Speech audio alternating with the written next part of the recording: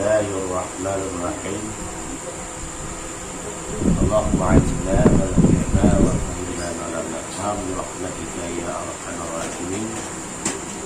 Allahumma zidna ilma wa alhiqna bisalihin wa faqihna fid din wa fahimna hadal kitab amin ya rabbal alamin. Wala Nabi sallallahu alaihi wasallam man aqalla fawqa sab'i faqad aqalla harama. Sabda Nabi sallallahu alaihi wasallam, barang siapa memakan atas kenyang maka sungguhnya memakan ia akan yang haram. Kata Nabi, man aqalla fawqa sab'i faqad aqalla haram. Siapa yang memakan atas kenyang maka sungguh dia memakan akan yang haram. Jadi dia nggak boleh makan kenyang. Kalau makan kenyang makan apa? Masih hidup masuk rumah. Mana sekian lama masuk? Hah? Yang ada kaitannya. Yang lainnya kemana masuk?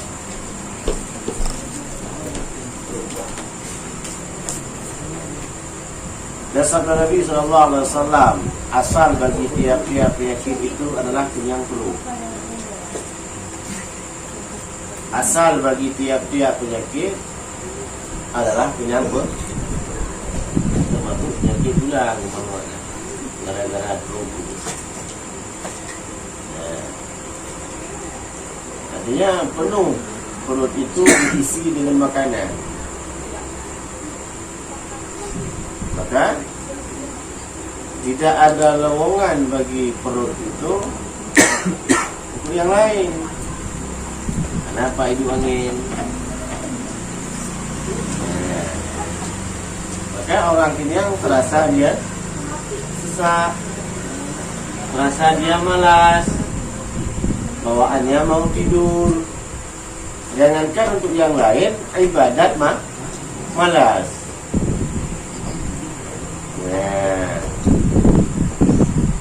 Malas walaupun dia beribadat ibadatnya, tapi malas.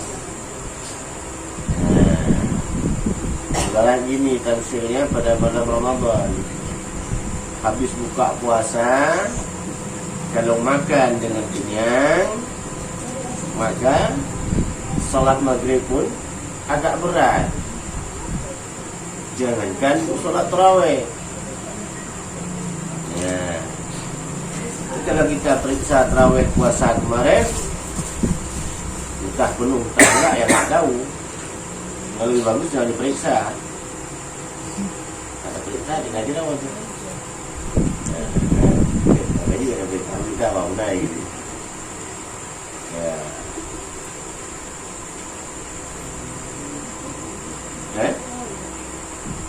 Maka asal daripada penyakit, tiap-tiap penyakit asalnya itu adalah sebabnya kenyang perut. Jadi mesti lapar pun tak boleh. Ya, kenyang tak boleh, lapar tak boleh. Dan sabda Nabi SAW, apabila memakan engkau atau minum engkau, maka kata olehmu, Bismillahilladzi la yansabu ma'a amsahu syai'an fil ardi wala fis sama'i.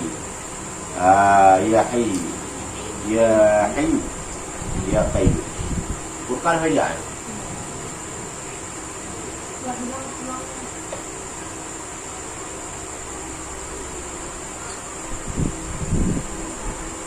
Niscaya tiada memberi mudarat akan dikau penyakit, dan jikalau ada padanya beracun sekalipun.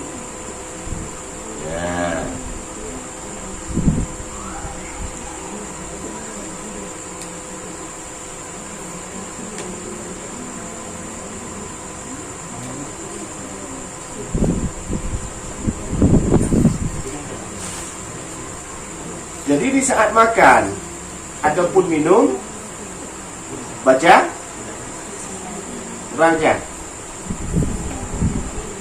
saat makan ataupun minum apa dibaca?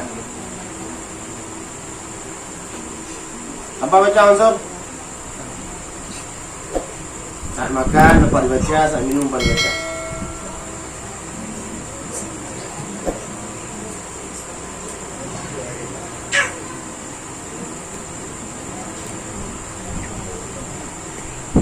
Hah?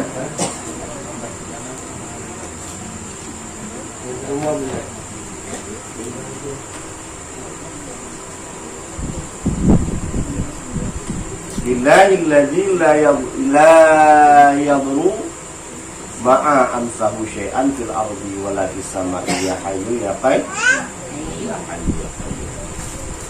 Saya tiada memberi mudarat daripadanya sekalian, walaupun yang datang itu adalah daripada makanan yang berat, tidak menjadi penyakit. Jadi ajib timek untuk dunia ini macam ajib timek. Agama, memang betul di sini. Orang minum. Orang minum. Bukan minum. Sabda Nabi SAW, apabila makan engkau dan minum engkau, kata olehmu, doa maka Allah mau barik lana. Bima razaqtana wa qina adzabannar. Ya, sudah bacanya, dah baca ya. Dia agak juga baik doa itu. Tak ya itu.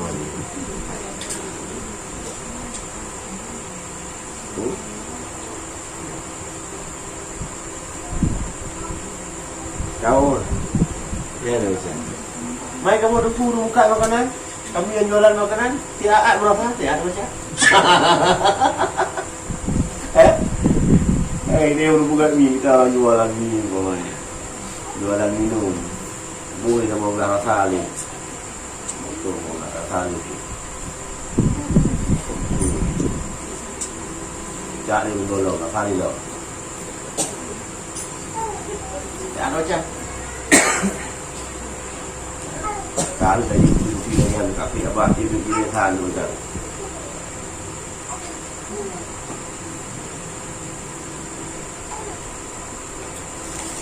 Apa?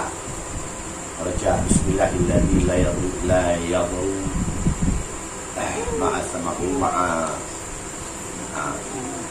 samahu syai'an fil ardi wala fis sama'i ya hayyu ya qayyum. Dan lagi sabda Nabi sallallahu alaihi wasallam, nuru qulubuhum bal ju'ain wa khashana tayabat. Terangkan olehmu akan hati kamu dengan lapar dan kasar daripada kain. Terangkan hatimu, kata Nabi, dengan lapar. Arti lapar di sini bukan diet, bukan tak makan, tapi puasa. Kenapa mesti dengan puasa? Karena salah satu cara ampuh membunuh nafsu ataupun mengalahkan nafsu itu dengan puasa. Karena mula-mula Allah jadikan nafsu dengan akal. Allah pertanyakan, ma anta ma'ana. Siapa engkau, siapa aku? Dijawab oleh akal, ana abdun, anta ilahu. Dijawab oleh nafsu, anta, ana. Manakala Allah memberikan nafsu, maka Allah ambilkan nafsu itu, Allah masukkan dalam neraka lama 1000 tahun. Dan diangkat, ditanyakan, man anta, mana? Siapa engkau dan siapa aku? Masih dengan jawaban yang sama, anta, ana. Alhasil beberapa pertanyaan yang dilontarkan, yang ditanyakan oleh Allah kepada nafsu, maka jawaban yang sama, sehingga dimasukkanlah nafsu itu dalam neraka yang lapar. Diangkat daripadanya, baru dipertanyakan, man anta wa ma'ana. Baru dijawabnya, anta ilahun, ana abdu. Engkau adalah Tuhanku dan aku adalah hamba-Mu. Maka salah satu daripada cara untuk mengalahkan nafsu adalah kuat. Termasuk kepada ulul agam yang nak kahwin, haid kahwin umpamanya. Ilami ada hidupkan lebih semuanya. Diurina mereka itu semuanya berjanji. Itu satu kawan. Pokoknya di urina merupakan 50 agak. Tondong banget. Kudu kahwin, kudu dulu mau. Dulu mau waska. Kalau ngam hai. Karena di patang bila baju cekena juga. Kenapa aku di situ hanya mari. Yang karena lewat juga ya, murah-murah juga murah ini. Dia ngam hai.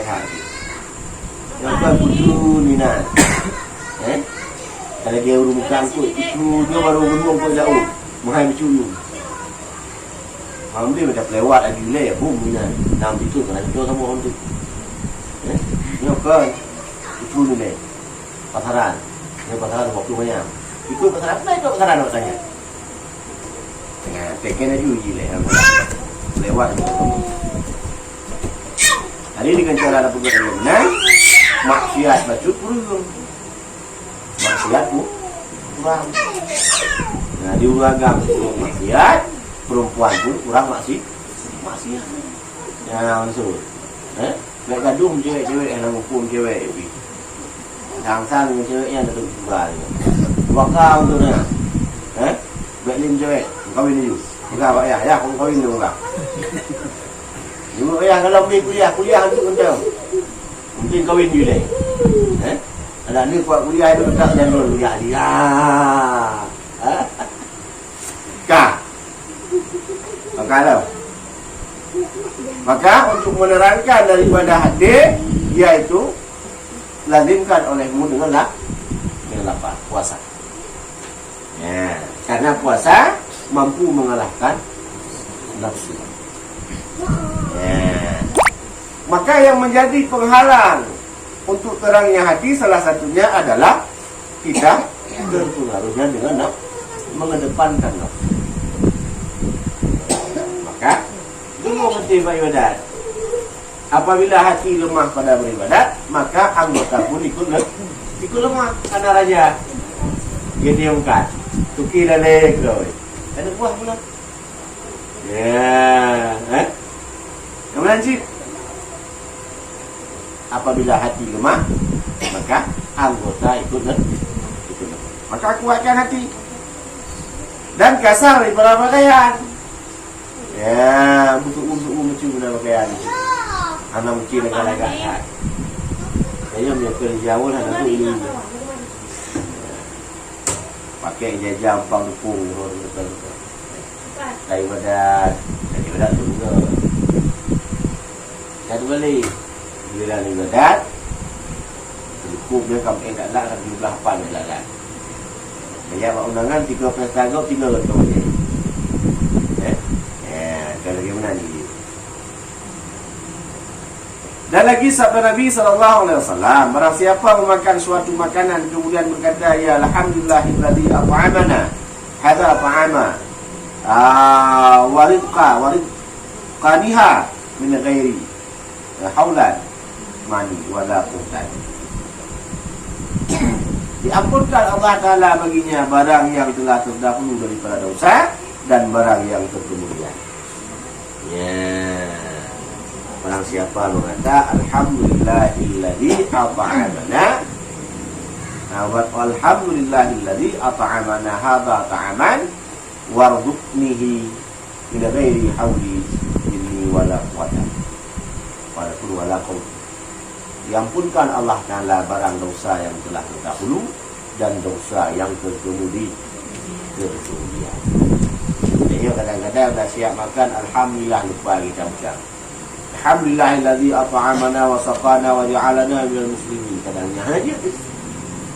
Ya, ataupun kadang orang bisa membaca menganggap itu doa lah doa untuk anak tika, doa yang diajarkan masa-masa kelas 1 SD dulu. Ya, agama mengajarkan dari masa kecil itu sampai kepada orang yang mau meninggal pun berlaku di Ada macam-macam, Ustaz. Doa makan. Ya tak? Makan pernah kan? Alhamdulillah. Yang penting tak pernah makan. Soal baca doa, lupa baca doa, ya tak boleh buat. Namanya manusia. Yang penting tak lupa makan. Betul kan? Akan jauh Allah Ta'ala sebelum menjadikan kita, Allah Ta'ala telah mengatakan laqad khalaqnal insana fi ahsani taqwim. Menjadikan manusia dengan makhluk yang sempurna. Bukan mulanya bila makhluk sempurna, tapi manusia. Bangga betul. Jangan bangga kita dengan dikata laqad khalaqnal insana fi ahsani taqwim. Baca apa habis? Habis bacanya. Tsumma radadnahu asfala safilin. Pertama kita jadikan dengan makhluk yang sangat sempurna. Tsumma asfala safilin. Kemudian dikembalikan kita kepada tempat yang serendah-rendah. Ila ladina amanu wa 'amilus shalihat. Kecuali mereka-mereka yang melakukan amal yang sah. Kalau tidak, tempat serendah-rendah. Menurut ada jaga yang malam baru mulia awaknya itu. Apabila kita tidak melakukan amal yang sah, kalau dikembalikan kepada tempat serendah tempat, itu bermakna lebih rendah kita daripada makhluk yang lain. Kalau makhluk, sumut binatang juga makhluk. Bahkan derajat kita apabila tidak mau kita beribadah kepada Allah, tidak mau melakukan amal yang saleh, lebih rendah daripada makhluk. Dan itu bahasa makhluk belakang angin lebih rendah daripada binatang. Maka lakukan amal yang saleh apa saja jenisnya. Jangan menganggap amal yang saleh itu hanya mendapatkan untuk keuntungan kita. Ini malas melakukan amal itu, dia dengan aku lakukan amal itu mendapatkan keuntungan bagi orang lain. Kamu ada caranya? Tak benar. Atas nama kita menghasilkan amal yang saleh, walaupun diperdapatkan keuntungan bagi orang lain, maka kerjakan. Faham?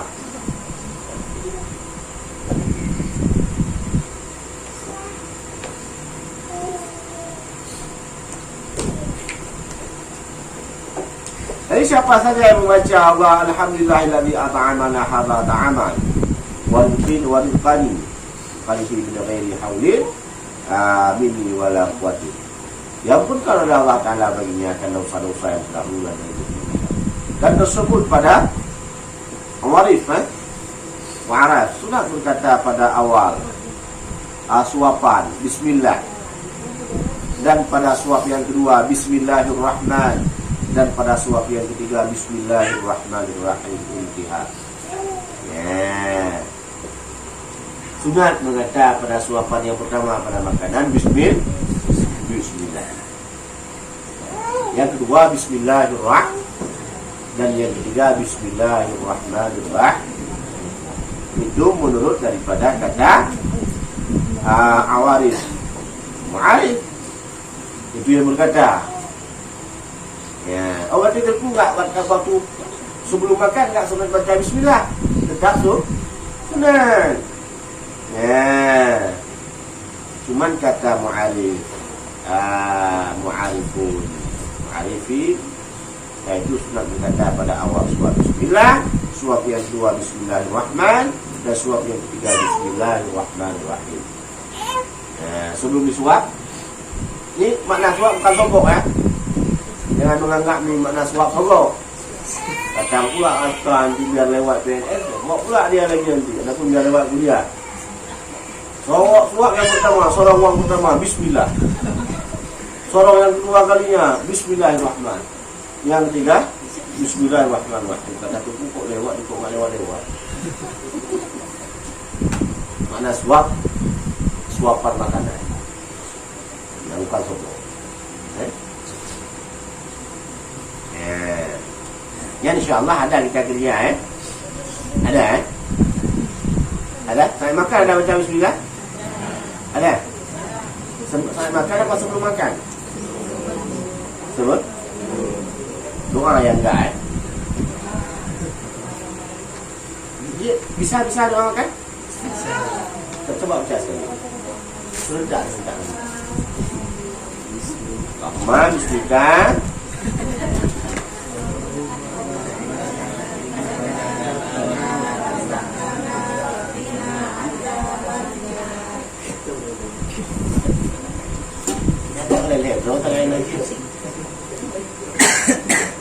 Yang lain nggak bisa apa? Allahumma barik lana fima razaqtana. Kenapa nggak dibaca tadi? Apa merasa malu bacanya? Gimana Pak? Merasa malu Pak saat baca itu? Makanya saat makan duduk bareng anak-anak. Duduk pukul anak-anak. Nah, ayo makan. Tujuannya itulah. Pertama mengajarkan anak, yang kedua mengamal untuk Jadi gara-gara kita sering makan sendiri, ya doa-doa malas baca. Ya, ngomong. Ada banyak duit barangnya. Anaknya yang ada anak. Makan, baca doa. Dan setelah makan, baca doa. InsyaAllah makanan yang kita makan diberkati oleh Allah. Kadang bismillah lupa kita baca sama makan. Nah yang dua anak. Jadi makna diberkati makanan, dengan makanan tersebut tidak mendatangkan malas pada kita beribadah. Kenyang tetap kenyang. Kita makan atas nama masuk ke dalam perut, tetap kenyang. Cuma jangan kita jadikan, jangan sampai dengan kekenyangan itu malas kita untuk beribadah. Karena makan bukan untuk kenyang, makan untuk sanggup dan tenangnya beribadah. Nah, kalau hanya makan untuk kenyang, berarti sama kita dengan mereka itu. Sama seperti peliharaan. Kalau makan untuk mereka perlu kenyang. Karena saat akhir tahun, saat datang bulan kurban, kita potong untuk kurban, perlu banyak daging. Kita enggak perlu banyak daging. Susah kok mati itu. Nah, sahur di Tiongkok kadang 50 kilo. Biasa pakai dari percaya tanam. Nah, jadi kita bukan perlu daging, tapi kehidupan kita ini adalah untuk beribadat. Maka makanan yang kita makankan, jadikan itu adalah untuk suatu keberkatan dan sanggup kita beribadat kepada Allah. Jadi tidak perlu banyak. Ya, betul. Paham? Nah, ada pertanyaan kira-kira? Boleh dipertanyakan. Ada?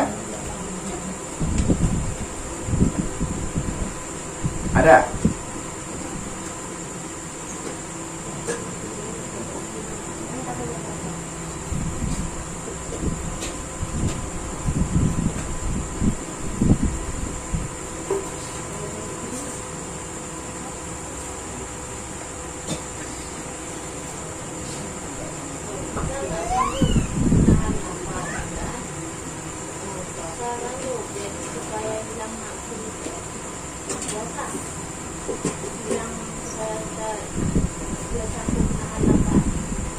Puasa?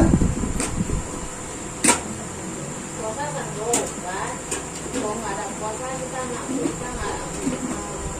kuat. Caranya kita puasa. Puasa. Malah tanggal 8 adalah puasa.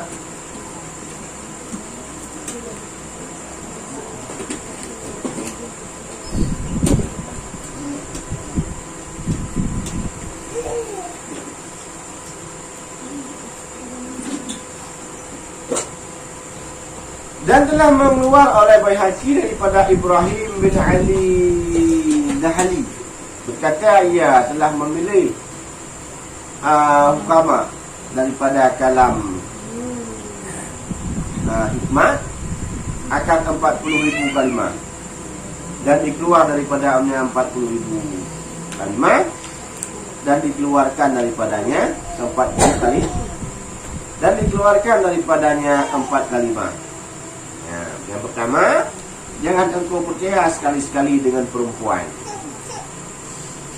Ya, daripada dikumpulkan banyak-banyaknya, daripada yang demikian itu, dari 4.000, dari 40.000 kepada 400, dari 400 kepada 40 kalimah, dan daripada 4 kalimah diambilkan kesimpulannya daripada yang 400 itu ada 4 perkara. Yang pertama, jangan sekali-sekali engkau percaya kepada perempuan. Yang kedua, jangan engkau tanggung akan maidah, barang yang tiada kuasa. Yang ketiga, jangan tertipu daya engkau dengan harta. Dan yang keempat, dan jikalau banyak sekalipun. Dan yang keempat, memadakan dikau daripada barang yang engkau ambil manfaat dengan dia. Demikian yang tersebut dalam syariat. Kemudian, ya. Jadi 4 perkara ini, kalau misalkan kita mengamalkan, maka insyaAllah akan sejahtera. Yang pertama, jangan percaya kepada perempuan. Bukan bermakna perempuan ini sering menipu, tapi perempuan tidak bisa menjaga rahasia. Dan bukan bermakna kita tak percaya kepada perempuan ini umpamanya bisa menjadi musuh. Cuma satu, perempuan tak bisa jaga rahasia. Ya. Dan perempuan jangan pilih menjadi raja. Itu makna daripada kepercayaan. Jangan udah cinta kepada perempuan, semua dikasih tahu pada perempuan. Raja-raja perempuan kita pilih, dia pandai semua. Tidak. Yang kedua, jangan engkau tanggung akan maidah, barang yang tiada kuasai. Barang yang tak sanggup kita tanggung jawab, jangan kita tanggung.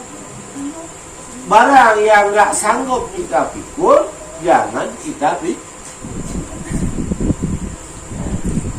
Maka kita kadang sering menerima barang yang tak sanggup kita bawa.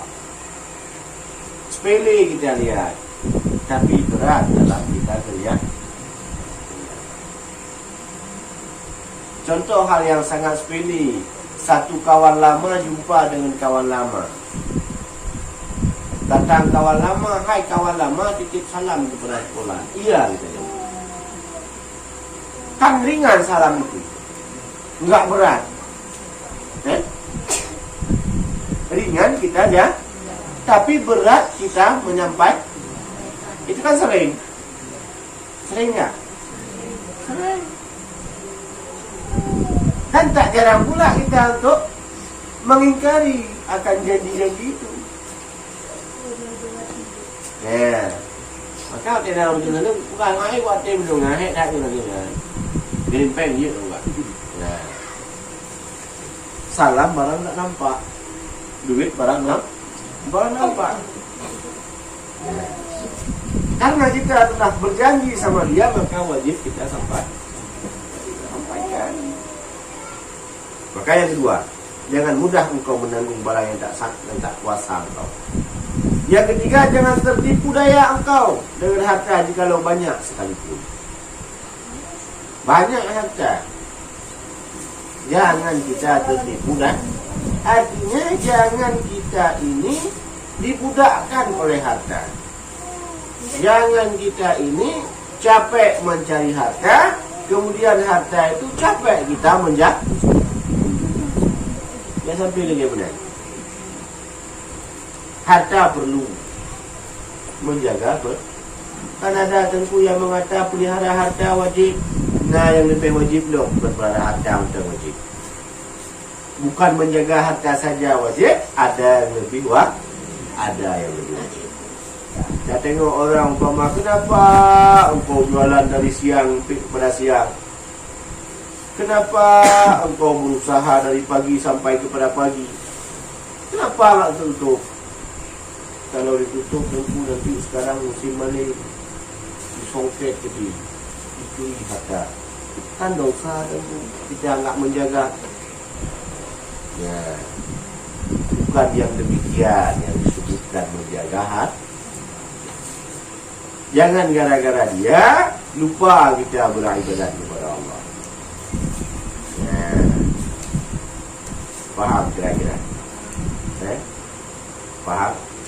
Sekarang masalahnya tiap hari yang kita lalui, jalan yang kita jalani sekarang ini adalah problemnya harta. Berantem orang, harta. Saling membunuh, harta. Ribut antara si fulan dengan si kulit, harta. Tak bagus jiran dengan tetangga, harta. Ya. Hantam tak urung merubah ilmu yang digawati. Apakah tidak ada arti? Apakah sudah berarti harta daripada ilmu? Yang rumah nanti pulang, duduk, sisihkan waktu 5 menit berpikir. Bila tidak mau berpikir, maka susah untuk mendapatkan daripada ilmu. Yang berlaku kalau lebih umpama sudah siap kita belajar, sudah duduk, sudah dengar semua. Bila kita tidak mau tafakur, tidak mau mencoba untuk berpikir, merenungkan barang 5 menit saja, maka ini tidak akan ada artinya. Jadi semalam manapun umpama orang yang mengajar umpama orang turun dari langit, hilangnya itu bilang. Tak pernah ada yang buat. Minyak datem kalau misalkan kita tidak mau berpikir dengan jernih pikiran kita berdasarkan ilmu yang pernah kita dapatkan, yang hanya beda untuk lagi untuk lagi ilmu. Bila tunggu tadi orang yang belajar dulu di mana itu kawan orang. Jadi sampai ke rumah duduk pikir, coba renung-renungkan. Nah, yang ada kegiatan hentikan dulu sejenak kegiatannya. Wah berpikir, pukul ofna kali. Sejauh mana kami beribadah? Sejauh mana kami telah berusaha? Sejauh mana kami beriman kepada Allah? Yang ada tem lagi-lagi menang juga, ada tem dua pi menang. Yang dua rap dia pula balik. Bujuk Kaabah kuah puduk dari drone tu, no? Pakai tu merah mati semayang tu kan. Ana tem.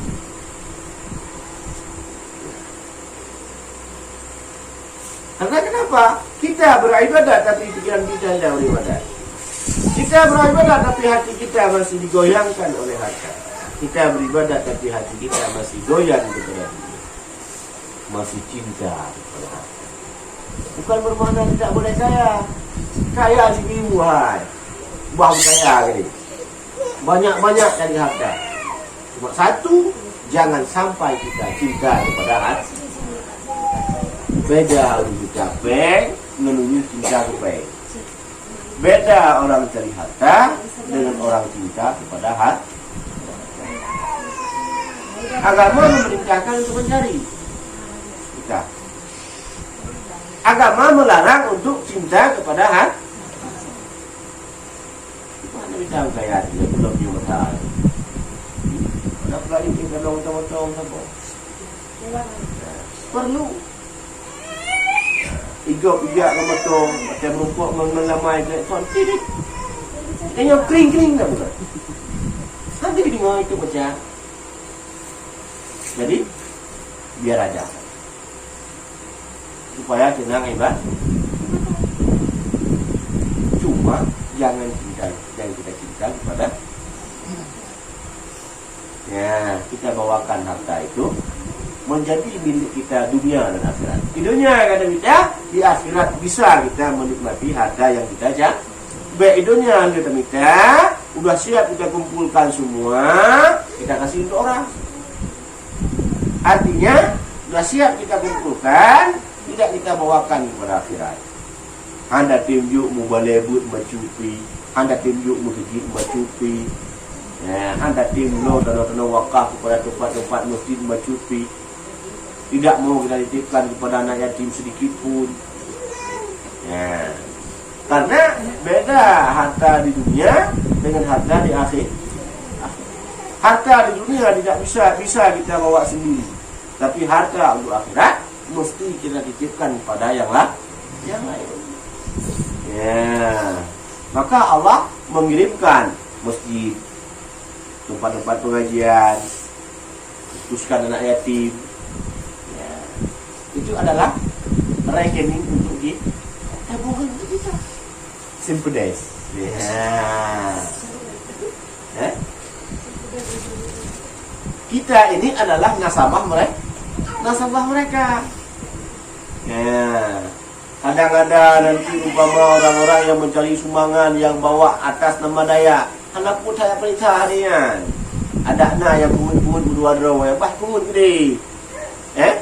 Memang kita tengok di Facebook ini mencari nafkah, mencari sumbangan untuk daya, tapi digunakan untuk pribadi. Ya. Itu nggak usah kita pikirkan. Biar aja. Tapi katanya kalau dana dibuat untuk lain pahala nggak sampai. Itu kan urusan mereka. Ya tanya tajuk bank mesti dibuat balai semua. Mana ya buat balai mandum ini? Kalau misalkan sumbangan kita dibuat balai, dibuat bilik, pandai bank buat mana? Betul ni dalam bilik. Kita jangan terlalu istilahnya jangan terlalu fokus ada pen merepek buat bilik kita nyo merepek pen nyo. Pandai guna ni. Oh ya, dulu dia pegang itu penting sudah pada tempat agama. Ada itu ulum agama pun ngelawan. Angwan. Ya. Mana pada duit mana yang mana tiba itu. Ya. Jadi dilarang. Artinya jangan sampai kita mahabbat yang tempat memadakan akan engkau daripada barang yang engkau mengambil manfaat dengan dia. Ya. Lakukan suatu perbuatan yang bisa kita mengambilkan manfaat dengan perbuatan itu untuk akhirat. Apa saja perbuatan itu? Ya, apa saja jenisnya? Tingkat umpama nggak sanggup kita lakukan yang lain, pindah bang, mbak jalan kita ada jalan, sambil jalan kita tengok ada paku ataupun ada duri di jalan, kita pindahkan, nggak sanggup?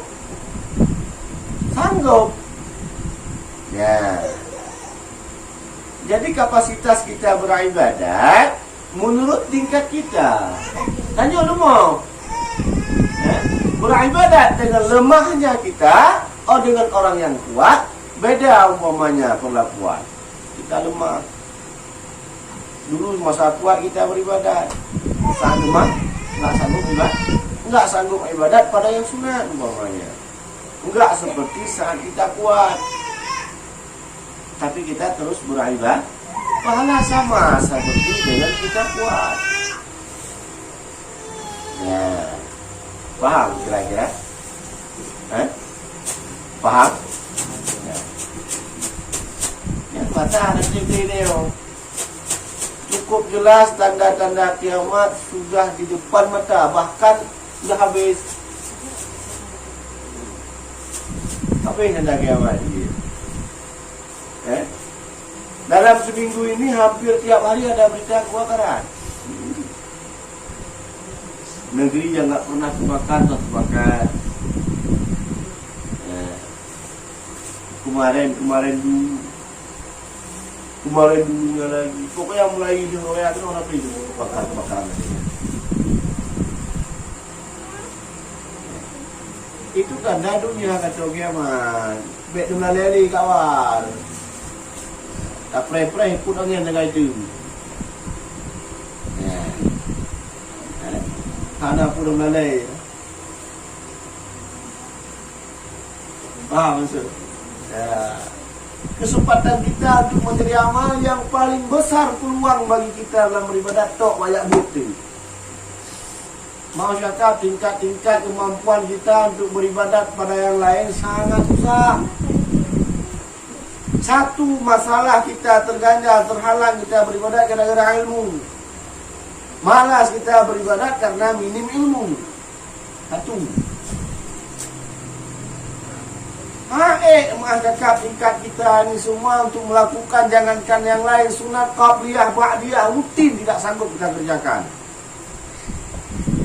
Untuk melakukan tasbih 33 kali tiap sembahyang saja nggak sanggup. Bukan nggak sanggup, malas.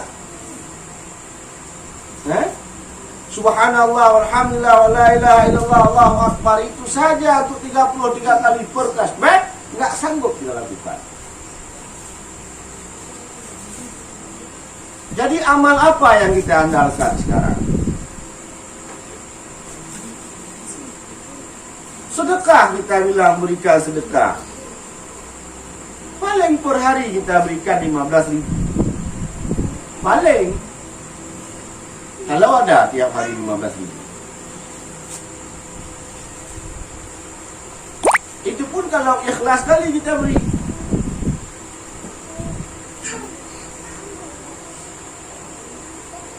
Menolong orang, kita bilang.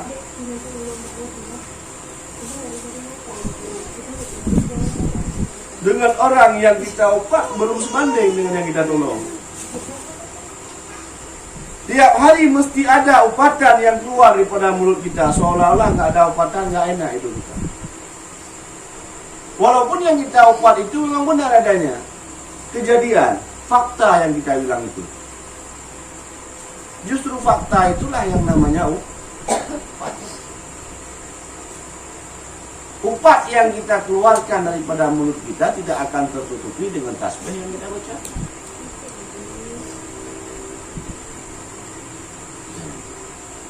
Umpama kita semayang sunat qabliyah, sunat ba'diyah, belum pun tertutupi dengan dosa-dosa yang kita kerjakan per hari ini. Berapalah kita bilang sunat qabliyah, ba'diyah yang kita kerjakan? Paling 12 rakaat per hari ya. Tapi dengan kita belajar ilmu agama dengan mengaji, satu Allah berikan kelebihannya, mati dalam belajar itu adalah pahala syahid. Dan yang paling mudah mendapatkan pahala syahid cuma pada belajar. Lain sakit karena mati sudah pasti ada.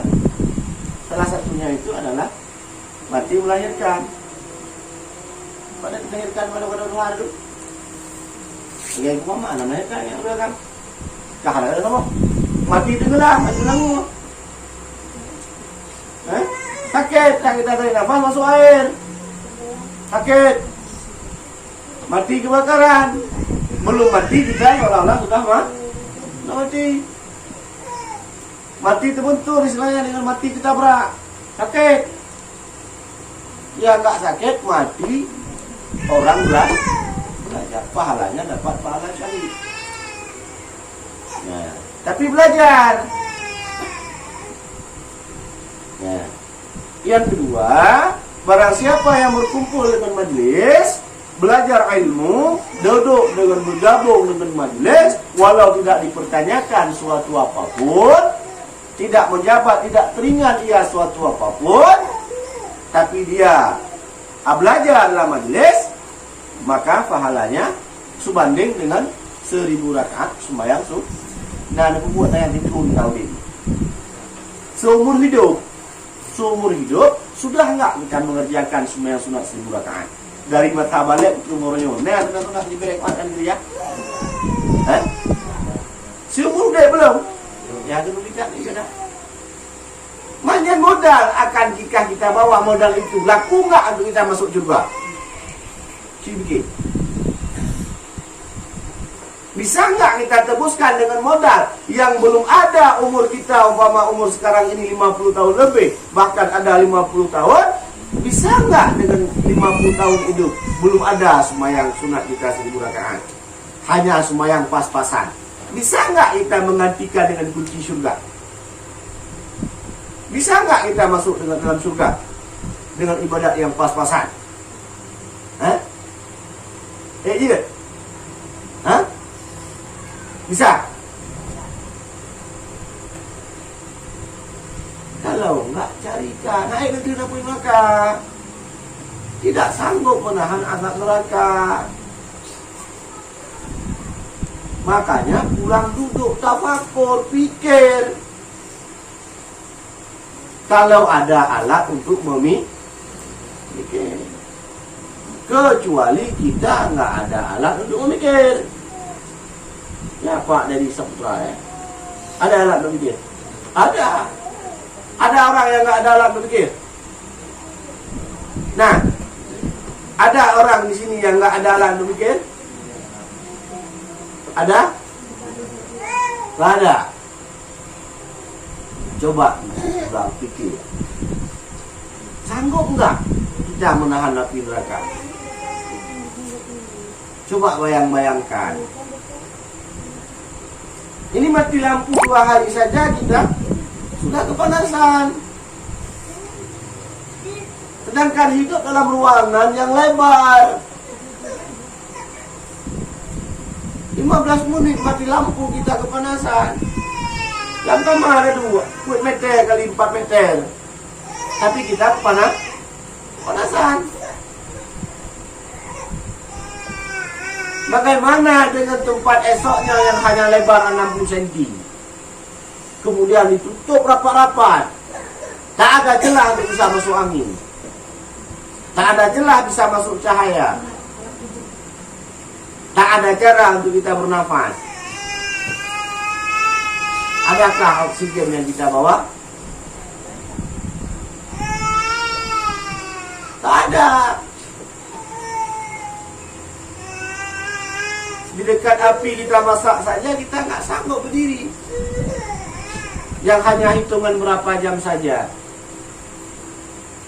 Bagaimana kita dalam neraka besok? Sanggup nggak? Hah? Tidak. Maka carikan amal. Banyak dosa yang kita kerjakan, tapi sedikit amal yang kita buat.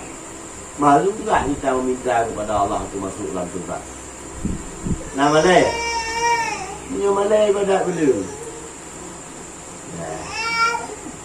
Sebab malas beribadat karena ilmu. Carikan ilmu. Ya, paham kira-kira. Peng melumpuk. Yakin. Pasti melumpuk harta. Siapa yang mengatakan? Allah mengatakan. Wa ma yattaqillaha yaj'al lahu makhraja wa yarzuqhu min haitsu la yahtasib. Kita yo amai ayat dari Bedina, tu amat dari Bedina untuk mudah kata. Makna mengamal bukan saya hafal kita kubah ibabah buat tafanya. Bukan itu makna mengamalkan. Ini asal buka kedai jauh dan tumpu lebih amalan nak lagu kedai. Itu pun sama-sama belum amalan dulu dah. Buka amalan, buka amalan kamu ambil dulu. Kupu nak buat lagu, nak baik cupang itu yun. Engkau waktu jendaya, puyak cupang itu yun. Jadi makna mengamalkan, mengerjakan perbuatan itu amalkan, bukan menghafal. Siapa saja yang mau meninggalkan perbuatan yang haram karena takut pada Allah, dijanjikan oleh Allah Ta'ala masalah selesai, rezeki datang daripada barang mana-mana. Berjaya kita sangka dan tak tahu jumlahnya berapa. Ya, so. Amalkan. Tinggalkan perbuatan yang haram karena takut pada Allah. Baik itu perbuatan itu pada kehidupan, dalam perdagangan, dalam lingkungan, dalam mana-mana boleh. Tapi jangan takut kepada Allah. Ya, kawan dua. Tak lagi buat kai bang sama yang tadi. Kita peng, kita aju bujai, kita peng. Bukaya ada ju. Tapi ingat, baik kamu Tuhan kan? Baik kamu Tuhan. Jangan kita jadikan uang itu, harta itu adalah Tuhan kita. Jangan kita tundukkan harta itu. Tapi dia yang harus tunduk kepada kita, karena kita yang menjadi dia. Ya, paham kira-kira? Wallahu a'lam bishawab. Ilaihi raji'un. Sallallahu ala Muhammad. sallallahu alaihi wasallam.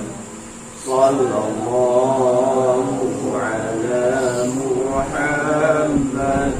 Sallallahu alaihi wasallam. Sallallahu ala Muhammad. Ya Rabbi salli alaihi wasallam.